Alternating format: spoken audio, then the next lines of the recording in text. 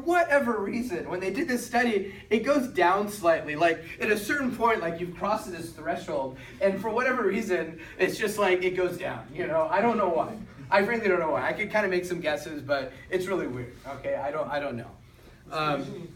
What's that? What's the reasoning for They don't know why that happens. And the only thing, I do have a thought about why it could happen, okay? And this is a Cliftonism. This isn't like an official thing, okay? I would tend to say that at a certain point, that maybe people who get to that point, that they must have some kind of total mind shift. And they say, what am I doing? You know, like, I'm just going nuts, man. I'm up to like 30, 40, whatever it is, okay? And they have kind of, I don't know if I would use the term necessarily conversion, but something clicks in their head. And they go, okay, I'm doing this all wrong. And they kind of start cleaning up their life. And then, you know, because of that, they're more likely to stay with someone. That's just my personal guess. I really don't know. I was thinking more like, why is there more issues with more sexual partners you have? Oh, that's a very good question. Why is a couple more likely to divorce the more sexual partners they have? And I will tell you right now. Okay, so when a person has sex, what does your body think you are trying to do? Procreate. Okay?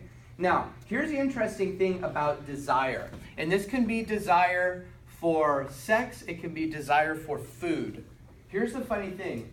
Our desire, that part of us that desires, is kind of a stupid part of us. It's a very stupid part. And I'll tell you, and I mean that kind of half-jokingly. But for example, you turn on the TV and there's an ad for a restaurant. And they show this like steaming plate of like just really delicious food. And your mouth starts to water. Okay? What does your body think is happening?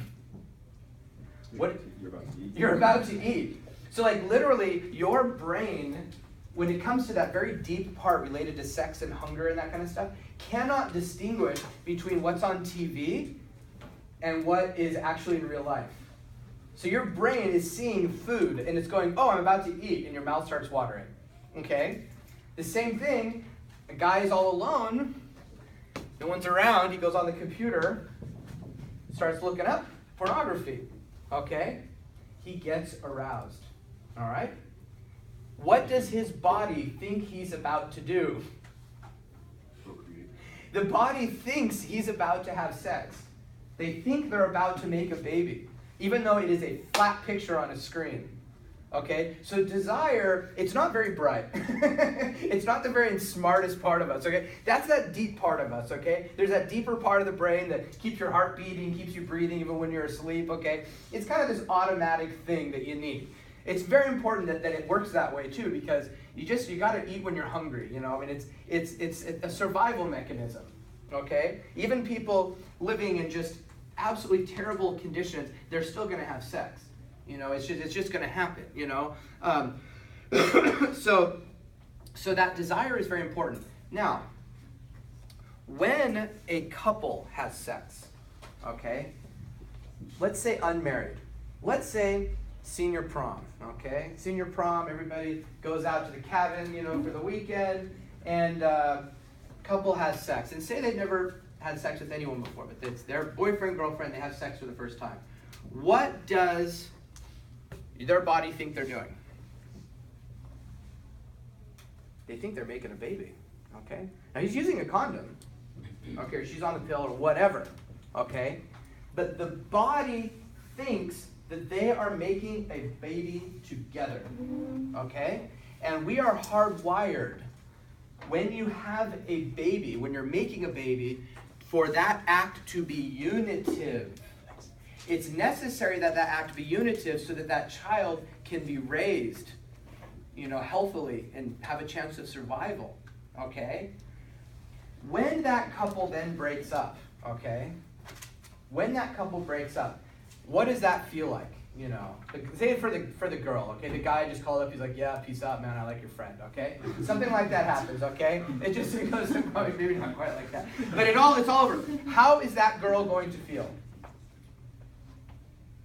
How is she going to feel? She just, finally, she finally gave in, right? She finally slept with this guy, and now he's gone.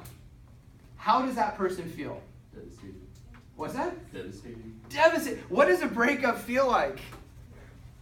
It's a nightmare. Okay, I know I wasn't hatched in a seminary. I went to public school. I dated through college, you know. It's terrible. You feel like you want to die. You don't want to eat. You don't want to eat. Can you imagine how terrible? You don't want to eat. You don't want to sleep. Everything is just a miserable nightmare. And there's one thing that I always hear from people, and I can relate. It's like, when is this feeling going to go away? When is this feeling going to go away? And you just have to look at them and say, it's going to take time. Just trust me, it's going to take time. And you're going to feel lousy for a while. It's a devastating thing to go through. Now, let's look at that scientifically, naturally, natural law. Why would a person feel so devastated? I mean, if I'm sitting down to eat, and I'm like, oh man, I've been dying for the huevos rancheros. Okay, here we go. And then somebody takes it away. I'm like, dude, and they're like, get your own. And they eat it. Like, I'm going to be upset, you know? But I'll be okay. Why is there such an intense degree of devastation when a relationship breaks up? You have an attachment to it? You have an attachment, and so what it feels like, okay? Just like when your mouth waters when you see food on TV, your body thinks that that person, for all practical purposes, has died. Your body feels that that union has been ripped apart. Now, one of the things that happens with sex, okay, is that there is a whole cascade of chemicals going through the mind and body that form a pair bond. Sex is very, very bonding. It is designed to be that way by nature so that that husband and that wife stay together. Animals don't have it. Koala bears are just like, whatever, and they're off. They don't have a sense of pair bonding because they don't have to raise that child, okay? Humans do. And when you're having sex with somebody and then it stops, and then there's that separation, your body feels like that person has died. For all practical purposes, died. Now, it is a devastating thing, okay? It's a devastating thing. But let's say that girl goes to college, okay? Senior prom is long behind her, and she meets another guy. And this guy seems all right, you know, he's like on the lacrosse team. Ooh, we didn't have lacrosse in high school. This is cool, right? So starts dating this guy, okay? And then eventually, you know, they get closer, and then they end up sleeping together, okay?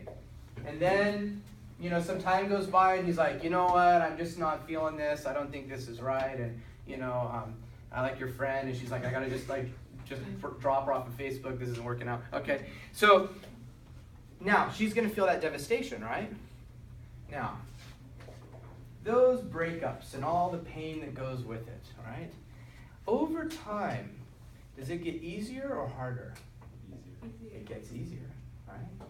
Because something's happening. Let's put it this way. Let's say that you come from a large family of brothers and sisters, and say tragically one of your siblings dies. It's a very, very difficult thing to go through. And then say a year later, another sibling dies. And then a year later, another sibling dies. And a year later, oh, it's absolutely devastating. And I know people who've gone through that where they just had family members die.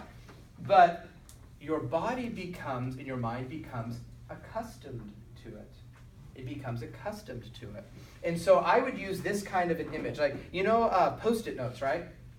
They're sticky on one half, okay? You can write on them and like stick them on something, right? Okay?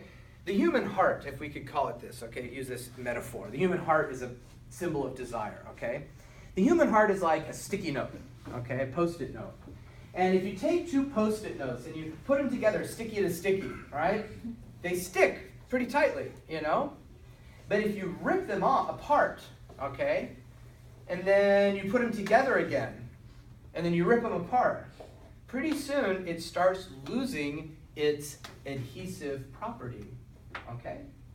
It starts losing its adhesive property. Or to put it another way, anyone play guitar, stringed instruments in here? Okay? You know, you get calluses on your fingers, right? So when you first sit down, you're like, you know, you're playing, and it hurts. It really hurts your fingers.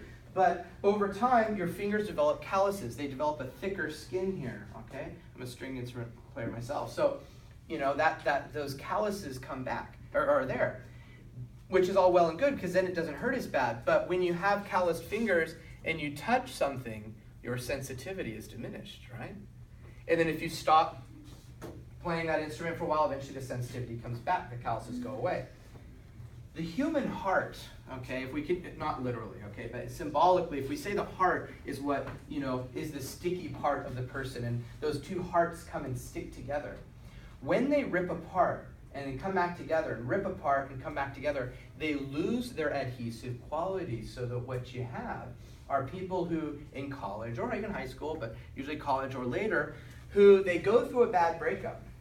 And then they start kind of just sleeping around to maybe get over it, to get over the pain, all right? And then pretty soon, sex can lose its adhesive quality altogether, you see?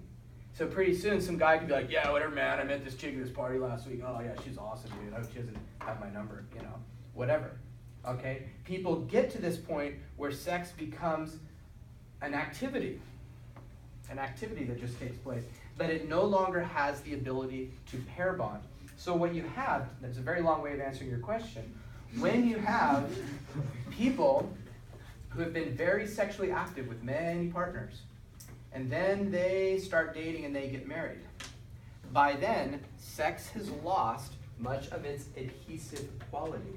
They never get the feeling like they're completely bonded. The way that the heart becomes calloused, and the way the heart becomes calloused is oftentimes